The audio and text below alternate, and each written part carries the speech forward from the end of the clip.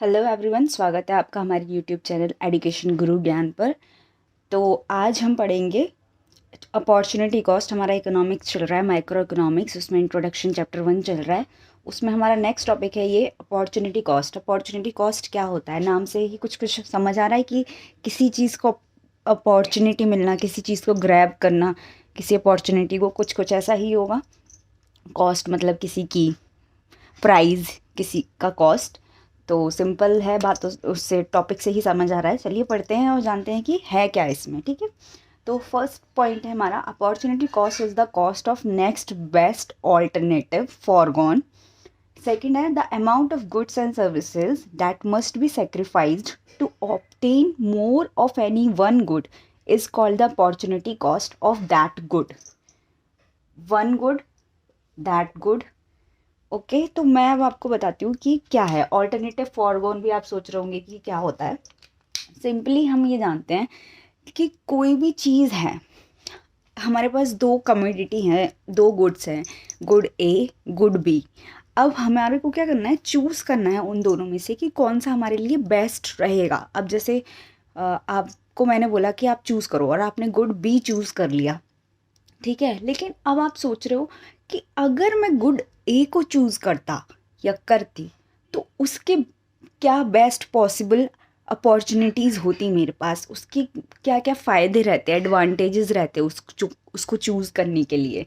तो ये इसका मतलब, पहली लाइन का मतलब यही है, नेक्स्ट बेस्ट ऑल्टरनेटिव फॉरगॉन। मतलब जो हमने फॉरगॉन कर दी अपॉर्चुनिटी, ऑल्टरनेटिव जो हमारा गुड ए वाला ऑल्टरनेट था हमारे पास, हमने जो गुड बी को चूज़ करके उसे ऑल्टरनेट बना दिया, उसको जो हमने छोड़ दिया, अगर हम उसको चूज़ करते तो हमें क्या बेस्ट पॉसिबिलिटीज़ थी कि उसमें हमें ज़्यादा फ़ायदा होता या वो हमें ज़्यादा कुछ प्रोडक्शन देता या कंजम्पशन उसका ज़्यादा अच्छा होता, हमारे लिए ज़्यादा फ़ायदेमंद होता, एडवांटेजेस उसके ज़्यादा होते। तो इसका मतलब यही है कि एक गुड या सर्विस को चूज़ करना और दूसरे गुड या सर्विस को ना चूज़ करना उसके कंपैरिजन में। ओके, तो यही हमारा इसका पूरे का मतलब है।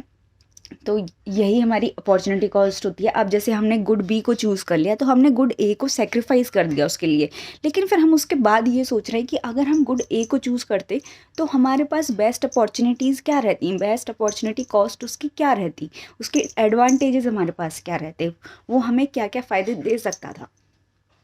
तो उसका मतलब यही होता है। आइए नेक्स्ट पढ़ते हैं, प्रोड्यूस पॉसिबिलिटी फ्रंटियर। इसका मतलब क्या होता है, इसका मतलब होता है it refers to graphical representation of possible combination of two goods, दो गुड्स की, टू गुड्स लिखा है, that can be produced with given resources and technology. तो इसमें क्या होता है, कोई भी एक ग्राफिकल रिप्रेजेंटेशन होता है इस तरीके से, और उसमें एक कर्व होती है जो दो गुड्स के रिलेटेड कर्व होती है, और वो ये बताता है हमारे को कि ये इनका दो गुड्स का जो कॉम्बिनेशन है उसकी गिवन रिसोर्सेज एंड टेक्नोलॉजी, मतलब दोनों गुड्स के लिए same resources and same technology हम दे रहे हैं सामने वाले को, और वो उसी से गुड ए भी बना रहा है, गुड बी भी बना रहा है। अब वो लेकिन डिपेंड करता है, अगर हमने गुड ए में ज़्यादा रिसोर्सेज यूज़ कर ली तो गुड बी के लिए थोड़ी कम रिसोर्सेज बचेंगी। तो इसका कहने का मतलब यही है। ठीक है, इसके अजम्पशंस क्या रहते हैं, आइए पढ़ते हैं। The amount of resources is an economy is fixed but these resources can be transferred from one use to another। ठीक है, तो ये बहुत ही सिंपल है। जैसा कि ये बोल रहा है कि the amount of resources in an economy, जो अमाउंट है किसी भी रिसोर्स का, जैसे मैंने ये एग्जांपल दिया ए बी का, कि यहाँ पर टेक्नोलॉजी एंड रिसोर्सेज दोनों में सेम यूज़ हो रही हैं, बट अमाउंट का डिफरेंस है कि किसी में कम यूज़ हो रही है, किसी में ज़्यादा यूज़ हो रही है। ठीक है, तो वो तो फिक्स्ड है, बट दीज रिसोर्सेज, इनके जो resources can be transform from one use to another. यही रिसोर्सेज हम एक यूज से दूसरे यूज में यूज़ कर सकते हैं, ठीक है, दूसरी चीज़ में। अब इसका एग्जाम्पल क्या होगा, मैंने पहले भी आपको एक एग्जाम्पल दिया था, वो शुगर वाला, चीनी वाला, कि हम शुगर को किस किस चीज़ों में यूज़ कर सकते हैं। जैसे हम चाय बनाने में, कॉफ़ी बनाने में, मिठाई बनाने में, शरबत बनाने में, या फिर और भी किसी चीज़ में डाल के हम खीर बनाते हैं। तो वो हमारा शुगर के मल्टीपल यूजेस हो गए, उस एक चीज़ के मल्टीपल यूजेस हो गए। तो उसी शुगर को अब हमें ये डिसाइड करना है कि हमें ज़्यादा क्या पसंद है। अगर मुझे ज़्यादा टी पसंद है तो मैं उस शुगर को, उस चीनी को चाय में ज़्यादा यूज़ करूँगी इंस्टेड ऑफ मेकिंग स्वीट्स, यानी कि मिठाइयाँ बनाने में। मिठाई मैं कम खाती हूँ तो मैं मिठाई में उस चीनी को कम यूज़ करूँगी, लेकिन चाय बनाने में ज़्यादा यूज़ करूँगी। इसका मतलब यही है सीधा सा। सेकेंड पॉइंट को पढ़ते हैं। With the help of resources only 2 goods can be produce. और इन रिसोर्सेज से ना सिर्फ 2 ही गुड्स को प्रोड्यूस कर सकते हैं, गुड ए और गुड बी। ये एग्जाम्पल है, गुड ए गुड बी मैं बता रही हूँ। कोई भी कमोडिटी हो सकती है, कोई भी गुड हो सकता है, कोई भी सर्विसेज हो सकती हैं। तो यही है इसका मतलब, ओनली 2 गुड्स। थर्ड है the resources are fully and efficiently utilise. जो हमारी रिसोर्सेज होती हैं उसकी वजह से फुली एंड एफिशिएंटली हम उनको यूटिलाइज करते हैं। जैसे मैंने यहाँ पे बताया था कि गुड ए में हमने ज़्यादा रिसोर्सेज यूज़ कर ली और टेक्नोलॉजी यूज़ कर ली, और गुड बी में फिर हमारे पास कम बचेगी। जैसे हम एक रेशियो ले लेते हैं 1:1 का, लेकिन ये क्या है, ये तो इक्वल हो गया, लेकिन हमारे को तो गुड ए और गुड बी प्रोड्यूस करने में हमने अलग अलग रेशियो से प्रोड्यूस किया है ना, कि ए में ज़्यादा लगा दिया, बी में कम लगाया, तो 2:1 का रेशियो लेते हैं।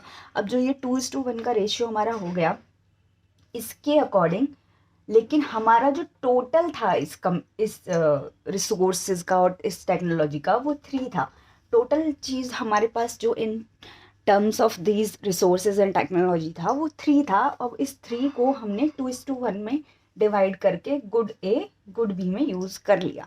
तो ये हमारा एफिशिएंटली एंड फुल्ली यूटिलाइज्ड हो गया। एफिशिएंटली एंड इफेक्टिवली 2 टर्म्स होती हैं। मैं इन दोनों टर्म्स को बहुत अच्छे से आपको समझाऊंगी आगे। तो इसमें आप कोई भी इतनी घबराने की या डरने की बात नहीं है कि एफिशिएंटली क्या हो गया, इफेक्टिवली क्या हो गया, वो मैं अच्छे से समझा दूंगी आपको। तो बस इसमें इतना ही था, और इसके आगे कुछ और भी चीज़ें हैं, कुछ और भी पॉइंट्स हैं इस पीपीएफ के, जो मैं आपको नेक्स्ट वीडियो में बताऊंगी। तब तक के लिए अपना ध्यान रखिए, खुश रहिए, और चैनल को लाइक शेयर सब्सक्राइब कीजिए, आगे फॉरवर्ड कीजिए, अपने फ्रेंड्स को भी बताइए, उन्हें भी अवेयर कीजिए, आप भी पढ़िए, उन्हें भी पढ़ने में हेल्प कीजिए। Thank you so much.